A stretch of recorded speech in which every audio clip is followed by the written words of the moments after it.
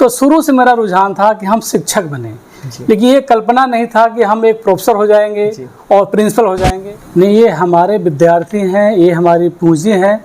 इन बच्चों को, इन छात्रों को मैं डांट ही नहीं सकता। जैसा कि हम सभी जानते हैं कि आप एक लेखक भी हैं, तो सर अभी तक आपने कितने किताबों का लेखन किया है?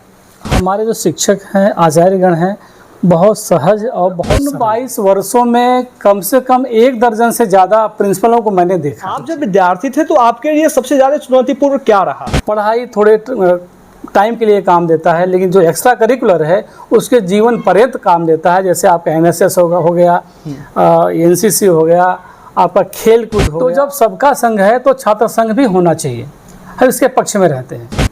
उस टाइम के जो विद्यार्थी था, जो गुरु शिष्य परंपरा थी, वो बहुत गजब की थी। आज के परिप्रेक्ष्य में थोड़ा अंतर है जी, वो देखने को नहीं मिलता। नमस्कार, मैं हूं सूरज और आप देख रहे हैं नमस्कार पूर्वांचल। आज हमारे साथ खास बातचीत करने के लिए एक शिक्षाविद, लेखक, आस्था फाउंडेशन द्वारा आयोजित अंतर्राष्ट्रीय सम्मेलन में प्रतिष्ठित वैज्ञानिक पुरस्कार से सम्मानित मदन मोहन मालवीय स्नातकोत्तर महाविद्यालय के यशस्वी प्राचार्य। इनके व्यक्तित्व और नेतृत्व का अंदाजा आप सिर्फ इस बात से लगा सकते हैं कि इनको प्राचार्य बने महज 2 वर्ष ही हुए, लेकिन इन्होंने 2 वर्षों के कार्यकाल में ही इस महाविद्यालय के प्रशासनिक और शैक्षिक व्यवस्था को पूरी तरह से बदल दिया है। ऐसे प्रोफेसर डॉक्टर सतीश चंद्र गौर सर आज हमारे साथ उपस्थित हैं। बहुत बहुत स्वागत है सर आपका। बहुत बहुत धन्यवाद सूरज जी।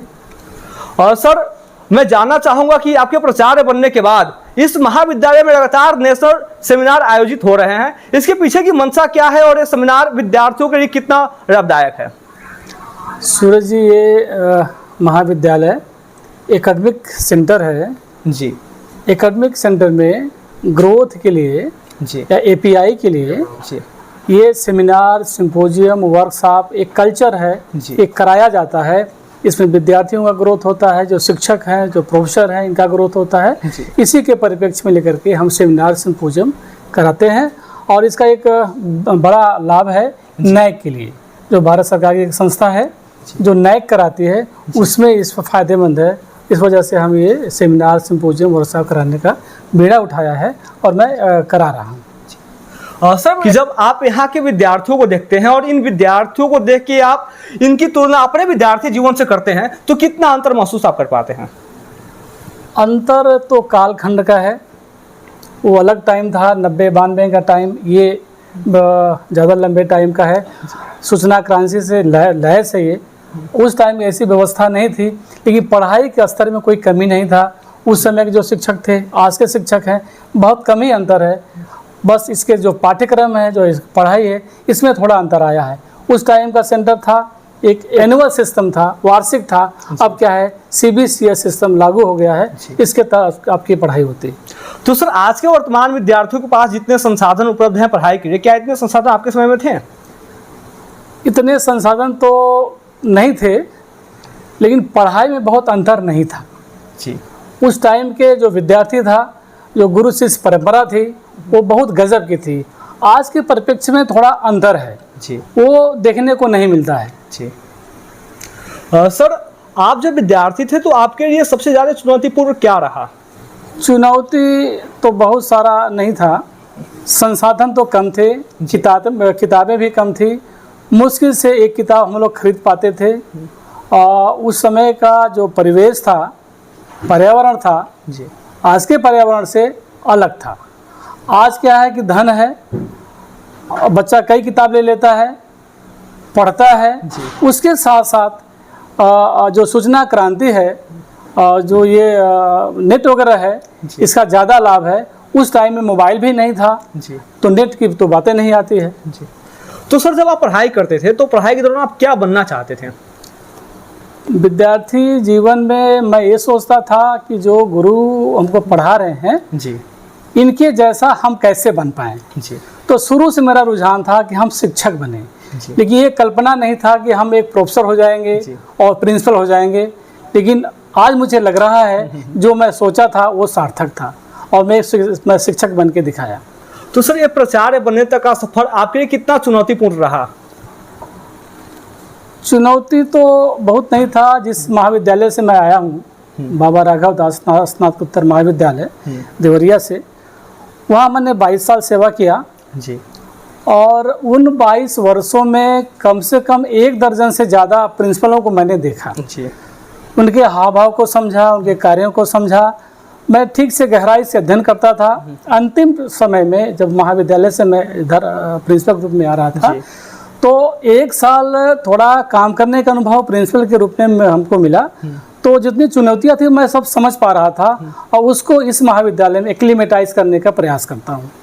तो सर एक प्रश्न मैं विद्यार्थियों के लिए पूछना चाहूँगा, क्योंकि यहाँ इस महाविद्यालय में पढ़ने वाले जो भी विद्यार्थी है उनके पास अनेकों समस्याएं आती हैं, लेकिन वो अपनी समस्याओं से अवगत आपको इसलिए नहीं करा पाते हैं क्योंकि उनके मन में एक डर बना रहता है कि पता नहीं आप उनको सुनेंगे या उनको डांट देंगे। तो सर जब आप भी विद्यार्थी थे तो क्या आप भी अपने शिक्षकों के बारे में ऐसा ही सोचते थे, और आप उन विद्यार्थियों को क्या कहना चाहेंगे? नहीं, ये हमारे विद्यार्थी हैं, ये हमारी पूंजी हैं। इन बच्चों को, इन छात्रों को मैं डांट ही नहीं सकता। उनकी जितनी समस्याएं हैं मैं रोज़ बैठ करके उनसे बात करता हूं। डरने की कोई ज़रूरत ही नहीं है, क्योंकि ये महाविद्यालय उन्हीं का है, यहाँ पढ़ने आए हैं, हम क्यों उनको डांटेंगे? इस तरह की बात नहीं है। समस्याओं का उसी दिन निस्तारण करने का प्रयास करता हूँ। जहाँ तक उन बच्चों का यूनिवर्सिटी से संबंध है, वहाँ कोई करेक्शन की बात होती है, अंक पत्रों में सुधार की बात होती है, एक नियमित कर्मचारी हमारे यहाँ है, उनको मैं लगाया हूँ, वो यूनिवर्सिटी जाते हैं, इम्प्रूव करने का प्रयास करते हैं, रेक्टिफाई होता है, प्रमाण पत्र आता है, उनको हम लोग दे देते हैं। और इसमें डरने की, भयभीत होने की कोई ज़रूरत ही नहीं है। अनिल सर, जैसे मैं यहाँ आया तो अधिकांश विद्यार्थियों से बात किया कि आपकी क्या समस्याएं हैं और अपनी समस्याओं को आप सर से अवगत क्यों नहीं कराते हैं, तो विद्यार्थी कहते थे कि सर कभी मुस्कुराते नहीं है, सर के हमेशा चेहरे पे गंभीरता दिखती है, इसे देख के डर लगता है। तो सर आपके चेहरे पे इतनी गंभीरता क्यों रहती है? ये सबका, हर व्यक्ति का, मानव का अलग अलग स्वभाव होता है जी। अंदर से मैं बहुत प्रसन्न रहता हूँ, और एक्सपोज कैसा है, वो बच्चा कैसा आंकड़ा लगाता है तो वो समझे, लेकिन भयभीत होने की बिल्कुल भी ज़रूरत नहीं है।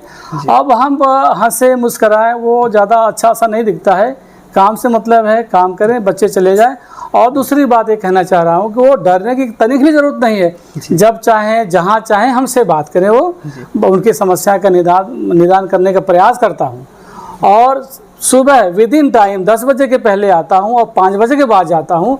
बच्चा जब भी हमारे पास आएगा तुरंत निस्तारण करते हैं।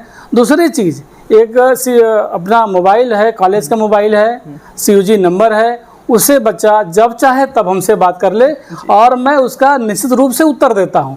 बाय द वे, मैं उससे बात नहीं कर पाया, मिस्ड कॉल देखा तो मैं कॉल बैक भी करता हूँ। मैं जानता हूँ कि नया नंबर है, किसी विद्यार्थी का होगा, इसका क्या समस्या है, पूरे समस्या का निवारण करके ही जो हम मानते हैं। सर ये महाविद्यालय विद्यार्थियों के लिए एक्स्ट्रा करिकुलर गतिविधि के रूप में क्या करता है, और सर इस प्रकार की गतिविधि विद्यार्थियों के चतुर्दिक उन्नयन के लिए कितने लाभप्रद हैं, इस बारे में आप क्या सोचते हैं? देखिए, एकेडमिक के साथ साथ, पढ़ाई के साथ साथ एक्स्ट्रा करिकुलर उसके डेवलपमेंट के लिए बहुत ही ज़रूरत है। पढ़ाई थोड़े टाइम के लिए काम देता है, लेकिन जो एक्स्ट्रा करिकुलर है उसके जीवन पर्यंत काम देता है। जैसे आपका NSS हो गया, NCC हो गया, आपका खेल कूद हो गया, रंगोली प्रतियोगिता हो गई, इस तरह से जितने कार्यक्रम हम चलाते हैं ये एक्स्ट्रा करिकुलर में ही आता है। इससे उसका सर्वांगीण विकास होता है बच्चे का, वो जो जीवन के साथ चलता रहता है। सर जब मैं यहाँ आया तो हमारे कुछ मित्र हैं, उन मित्रों से जब मैं चर्चा कर रहा था तो मैं उन मित्रों से बताया कि सर का इंटरव्यू होना है, तो उन मित्रों ने हमसे कहा कि सर से एक प्रश्न आप जरूर पूछिएगा कि समाज में नेतृत्व कर्ता बनने का जो नर्सरी होता है वह होता है महाविद्यालय छात्र संघ चुनाव। तो सर इस बारे में आप क्या सोचते हैं? भारत एक लोकतंत्र देश है जी। जनता से यह देश चलता है जी। सभी सिस्टम को सही तरीके से चलाने के लिए जी। शिक्षक है, महाविद्यालय में उसका एक संघ है, कर्मचारी उसका संघ है, देश में जो सरकार चलती है वह भी एक दल है, एक संगठन है, उसका नेता होता है। तो ये जब सारे संघ का एक नेता है तो छात्र है, उसका भी संघ होना चाहिए जी। छात्र नेता होना चाहिए। कोई बच्चा डरता है, आपने सवाल पूछा कि बच्चा डरता है, नहीं आता है, तो वो जब संघ रहेगा तो उसका जो नेता होगा वो सारी की बात लेके आएगा कि डरने की ज़रूरत नहीं है। तो जब सबका संघ है तो छात्र संघ भी होना चाहिए, हम इसके पक्ष में रहते हैं। सर जब छात्र संघ चुनाव बंद हो गया इस उत्तर प्रदेश में, तो 2020 में एक छात्र परिषद का गठन हुआ इसी महाविद्यालय में और अभिषेक पांडे जी को निर्विरोध छात्र परिषद का अध्यक्ष बनाया गया, लेकिन उसके बाद ये छात्र परिषद का गठन होना भी बंद हो गया। तो क्या ये महाविद्यालय भविष्य में छात्र संगठन, छात्र संघ चुनाव या छात्र परिषद के बारे में कोई विचार करता है? इस तरह का पर्यावरण बनेगा तो हम साथ देंगे। सर, नई शिक्षा नीति में क्या छात्र संघ चुनाव को लेकर कोई नियमावली है? ना, कोई नियमावली नहीं है अलग से। पहले की जो नियमावली है लिंग दोह समिति का, वही है। वो पूरी तरह से एडाप्ट नहीं हो पाया है, वो उसकी महती ज़रूरत है। अगर लिंग दोह समिति से छात्र संघ चलता है तो देश के हित में होगा, कॉलेज के हित में होगा, संस्थाओं के हित में होगा। सर, जब भारत में नई डिजिटल यूनिवर्सिटी की बात की जा रही है और आप एक महाविद्यालय के प्राचार्य हैं, तो सर मेरा प्रश्न आपसे यह है कि ऑनलाइन शिक्षा और ऑफलाइन शिक्षा में आप कितना अंतर महसूस करते हैं? ऑनलाइन शिक्षा और ऑफलाइन शिक्षा में बहुत बड़ा अंतर है। ऑनलाइन शिक्षा आप मोबाइल से, कंप्यूटर से, लैपटॉप से पढ़ लेते हैं, गुरु है बाहर से पढ़ा रहा है, यह विकल्प। और दूसरा, ऑफलाइन में शिक्षक विद्यार्थी के साथ आमने सामने रूबरू होता है, एक लय है, उसका एक रिदम है, एक भाव है जो ऑनलाइन शिक्षा नहीं दे सकती। तो दोनों अलग अलग विधाएं हैं, दोनों का अलग अलग महत्व है, लेकिन जो ट्रेडिशनल सिस्टम हमारा है, पारंपरिक व्यवस्था है, वो सुदृढ़ रही है और रहेगी, इसका कोई विकल्प नहीं है। सर, इस महाविद्यालय में स्थापित तक्षशिला ग्रंथालय, जिसमें अभी थोड़े दिन पूर्व कुलपति जी ने ई लाइब्रेरी की शुरुआत की, तो सर वर्तमान विद्यार्थियों के लिए ई लाइब्रेरी कितना प्रासंगिक है? हमारे महाविद्यालय की जो लाइब्रेरी है 1988 में बनके तैयार हुई थी। तैयार होने के बाद आज 2024 चल रहा है, उसमें गड़बड़ी बहुत सारी आ गई थी। वो डिमालिश होने के नज़दीक था, उसका हमने रंग रोदन कराया और पैसे खर्च हुए। माननीय प्रबंधक जी ने बहुत मदद किया, उनकी मदद से, उनके आशीर्वाद से ये लाइब्रेरी अपने नया जीवंत के रूप में आपके सामने परिलक्षित है। हमारे लाइब्रेरी में लगभग 50,000 से ऊपर किताबें हैं। इन किताबों को ऑटोमेशन की प्रक्रिया हमारे यहाँ चल रही है। 80% ऑटोमेशन, मतलब सारी किताबों को हमने बार कोड लगा दिया जी। अलमीरा बहुत सारी आ गई, सेल्फ में सब रखा गया है। एक व्यक्ति नीचे जो हमारा लाइब्रेरियन है राजेश द्विवेदी जी, कौन सी किताब किस फ्लोर पे है, किस अलमीरा में है, किस सेल्फ में है, नीचे एक क्लिक से पता चल जाएगा। कर्मचारी जाएगा, विद्यार्थी से मांगी हुई किताब वहाँ से ले आके आसानी से उसको दे देगा। इसके साथ ही ऑटोमेशन की प्रक्रिया के बाद हमने डेलनेट की सदस्यता अभी 1 महीने पहले लिया हूँ। मेंबर बनने के बाद इसमें लगभग 4 करोड़ की किताबों का संग्रह है। उस किताबों को विद्यार्थी हमारे लाइब्रेरी में बैठ के ऑनलाइन पढ़ सकता है, उसकी व्यवस्था हमने दिया है। वाईफाई फ्री दिया है, कंप्यूटर का सेटअप दिया हुआ है, बैठने की व्यवस्था हमने दिया हुआ है। वाचनालय मेरा चल रहा है, तरह तरह की पत्रिकाएं और समाचार पत्र अंग्रेज़ी और हिंदी दोनों मीडियम में आता है। तो बच्चा, स्टूडेंट हमारा जितना लाभ ले सकता है वो ले सकता है। पहले लोग किताब को पढ़ते थे, अब किताब बोलती है, विद्यार्थी सुनता है। ऐसी व्यवस्था चल रही है, उसी दिशा में मैं चल रहा हूँ। ये महाविद्यालय के लिए, इस संस्था के लिए, इस पूर्वांचल के लिए बहुत इसकी महती ज़रूरत थी।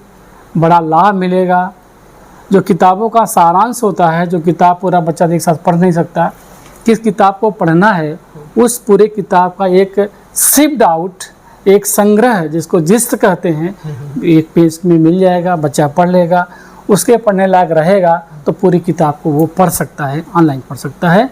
आज के टाइम में इसकी बहुत महती ज़रूरत है और बच्चा बहुत लाभान्वित होगा और ये कॉलेज आगे बढ़ेगा और वो विद्वान होगा। बिल्कुल बिल्कुल सर। सर, जब आप प्राचार्य बने और आपके प्राचार्य बनने के बाद इस महाविद्यालय में कितने परिवर्तन आए? परिवर्तन तो बहुत आया। आप भी सूरज यहाँ के विद्यार्थी रहे हैं, आपको जानकारी है। हम अपने मुंह से कैसे कहें, यहाँ के जो लोग हैं, जो यहाँ के विद्यार्थी हैं, जो यहाँ के शिक्षक हैं, वो बताएंगे। लेकिन जो कार्य करता है व्यक्ति उसको कहे बिना रुक नहीं पाता, रह नहीं पाता। तो परिवर्तन तो इतना आया है कि हम कल्पना नहीं कर सकते। बहुत कम ड्यूरेशन में जब मैं यहाँ आया था तो हमारी जो ऑफिस है, जब वहाँ जो बैठा हूँ, एक पीजी कॉलेज की ऑफिस इस तरह से नहीं होनी चाहिए। ये बात हमारी प्रबंधक साहब के पास पहुँची जी कि प्रचार आए हैं, कहीं पीजी कॉलेज की ऑफिस ऐसी नहीं होनी चाहिए। तो वो बड़े मन का प्रयोग करते हुए संदेश भिजवाए कि आपको महाविद्यालय को जैसे करना है, ऑफिस को जैसे बनाना हो वैसे बनाइए, हम आपके साथ हैं। तो उस दिन से ही उनके आदेश से ये महाविद्यालय सतत परिवर्तन की तरफ बढ़ रहा है। जितने हमारे कॉलेज के आसपास बहुत सारे जंगल थे, इन जंगल को कटाया गया, साफ कराया गया, कॉलेज का रंग रोगन हुआ। बिजली व्यवस्था बहुत अच्छी सुदृढ़ नहीं थी, उसको ठीक कराया गया। लाइब्रेरी के बारे में मैंने आपको बताया ही, वो भी ठीक हुआ। तो परिवर्तन तो बहुत सारा हुआ और लगातार चल रहा है। ईश्वर शक्ति दे कि ये लगातार चलता रहे और महाविद्यालय जो है अपना नाम रोशन करता रहे। सर, मेरा प्रश्न एक यह आपसे रहेगा कि जब कोई भी विद्वान व्यक्ति होता है उसके लिए कम पढ़े लिखे लोग या अनपढ़ लोगों का मार्गदर्शन करना या उनका नेतृत्व करना बहुत ही सरल होता है, लेकिन जब विद्वान व्यक्ति की एक टोली होती है उनका नेतृत्व करना बहुत ही मुश्किल होता है। तो सर, इस महाविद्यालय में जहाँ सारे प्रोफेसर डॉक्टरेट हैं, इनका नेतृत्व कर पाना आपके कितना चुनौतीपूर्ण होता है? हमारे जो शिक्षक हैं, आचार्यगण हैं, बहुत सहज और बहुत सरल हैं। विद्वान की श्रेणी में तो आते ही इनसे बात करने में बहुत अच्छा लगता है। जितनी बात कही जाती है वो सारे बातों को ध्यान से सुनते हैं, वो करते हैं। और वह शिक्षक भी जो कहता है, क्योंकि विद्वान व्यक्ति है, तौल के बात कहता है, वो जो कहता है वो सारी बातों को एडाप्ट करने की कोशिश करता हूँ। तो समन्वय बनाने में कोई समस्या नहीं है, समन्वय बन जाता है, काम चलता है और ऐसे महाविद्यालय आगे बढ़ता है। सर, हर जगह देखा जा रहा है कि जो भी फैकल्टी होते हैं उनमें अक्सर एक दूसरे के प्रति मतभेद रहता है, विरोधाभास वाली स्थिति रहती है। तो सर, यहाँ का फैकल्टी कितना ज़्यादा सहयोगी आपके लिए रहता है? सूरज जी, मैं तो बहुत खुश हूँ। इस महाविद्यालय में समभाव है, कोई भेदभाव नहीं है। एक जैसे लोग हैं, न कोई समूह है, न कोई ग्रुप है, न कोई जाति है, न कोई धर्म है। एक ही धर्म है, एक ही जाति है कि सारे लोग शिक्षक हैं, सारे लोग आचार्य हैं। तो दूसरी तरह की बात महाविद्यालय में चलती भी नहीं है, न मेरे सामने आती है।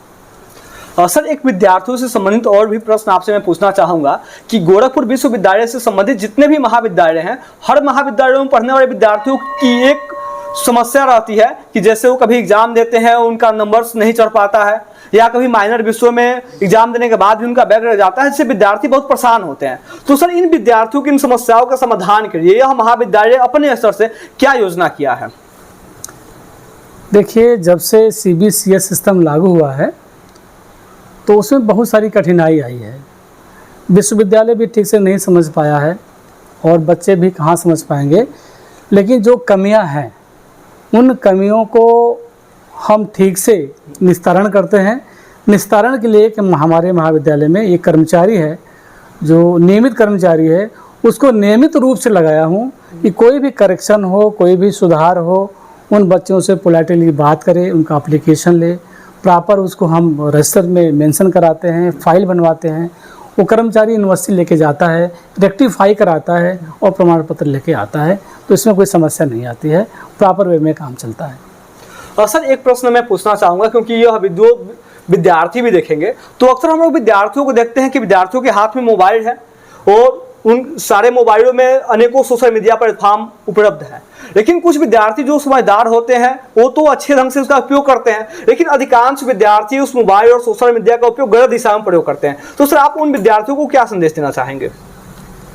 मोबाइल देखिए एक ऐसा हथियार है, जिस रूप में प्रयोग करना चाहेंगे वो वैसा ही उत्तर देगा। क्योंकि जो सोशल मीडिया है ये समाज का एक मीडिया है, अपनी आवाज़ को बोलने का, कहने का, एक्सप्रेशन का एक प्लेटफॉर्म है। तो हम तो निरंतर प्रयास करते हैं और उत्तर प्रदेश सरकार की एक महत्वाकांक्षी योजना भी है कि लैपटॉप वितरण और मोबाइल के वितरण कराते हैं। उसमें कहा जाता है कि विद्यार्थी इस हथियार का, इस इंस्ट्रूमेंट का आप सही दिशा में प्रयोग करें। और विद्यार्थी विद्वान होता है, वो सही गलत दोनों को समझता है, सही क्या करना है गलत क्या करना है। वो गलत करता है तो वो जान जाता है कि इस दिशा में हमको नहीं जाना है, और अगर वो सही करता है तो आगे बढ़ता रहता है और उसके बहुत सारी संभावनाएं आगे बढ़ने की। तो ये पॉजिटिव वे में अगर लेगा तो वो अच्छा काम करेगा।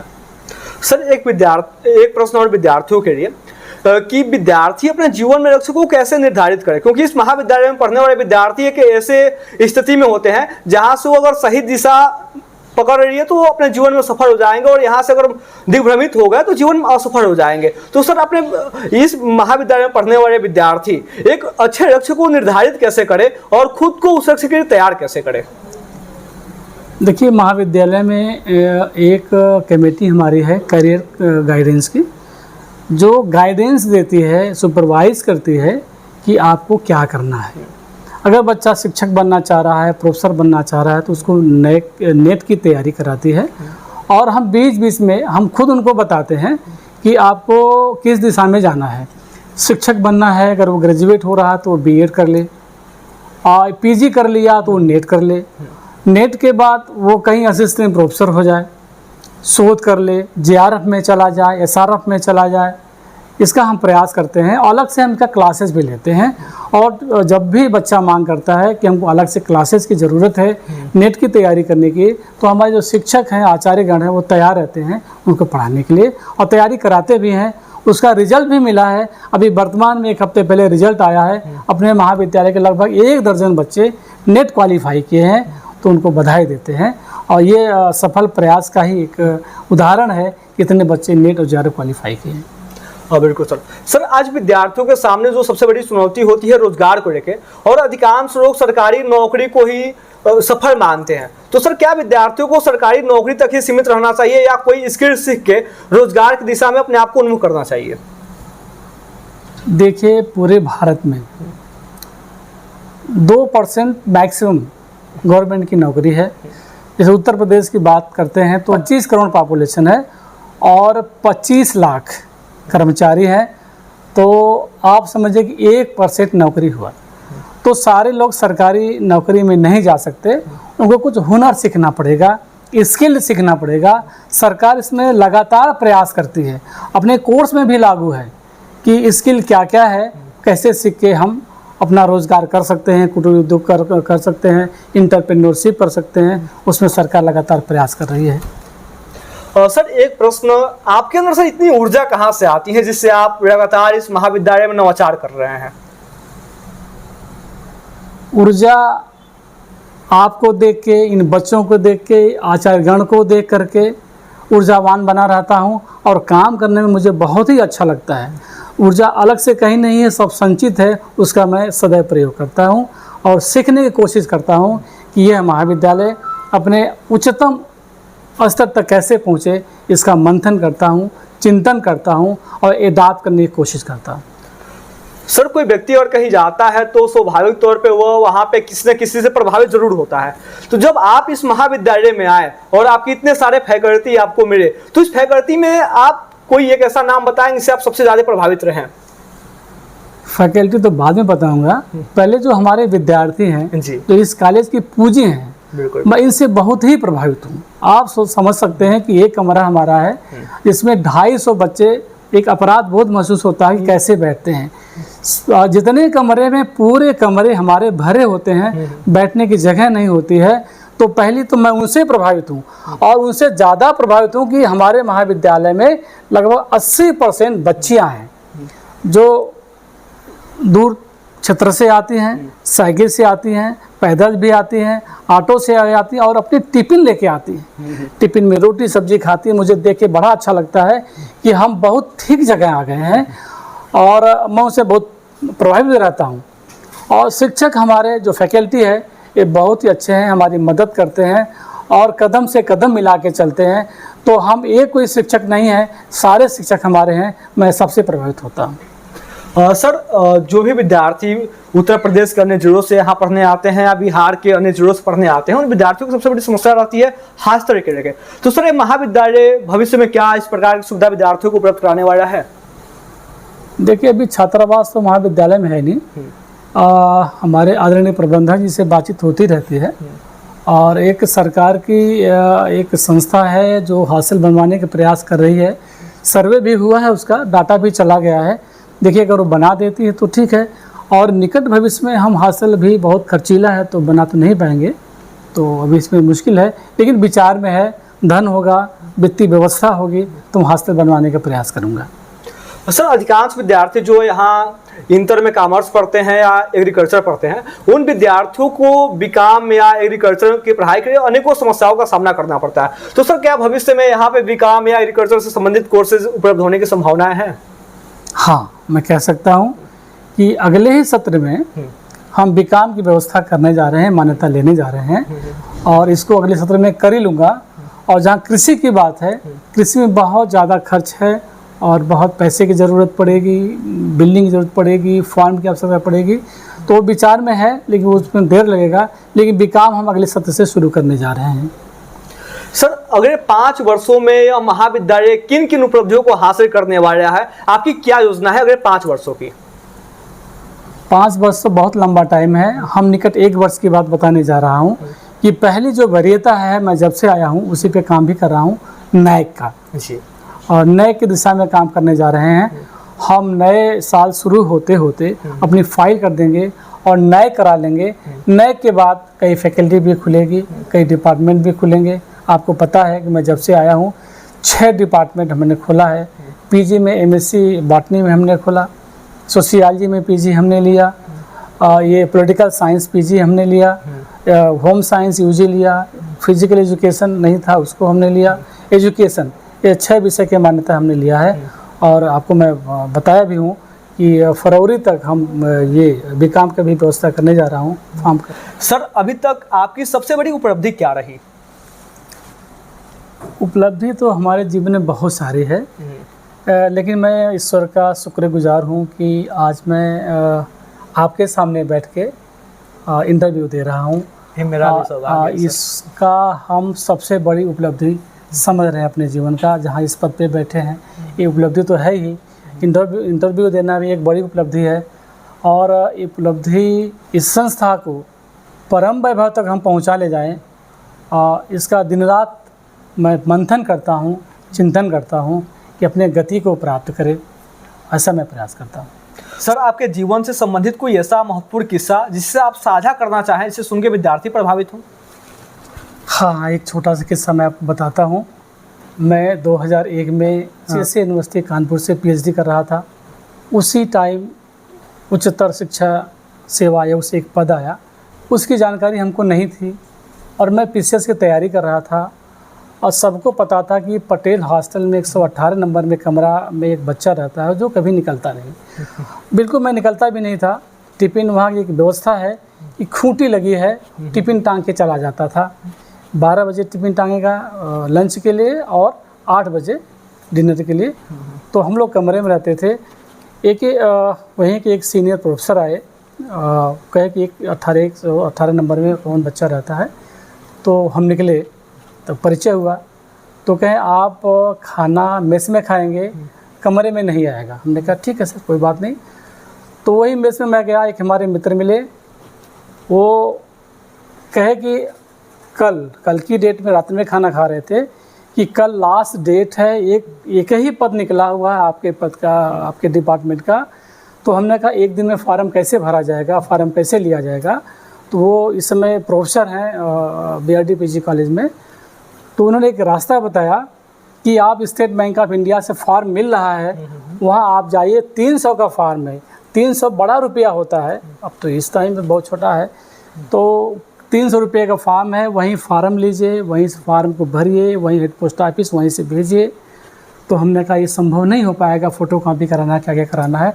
तो कहे कि मैं मदद करता हूँ। वो हमारे साथ ऑटो में बैठ के गए, वो मदद किए, फार्म भरा हमने, और इंटरव्यू हुआ।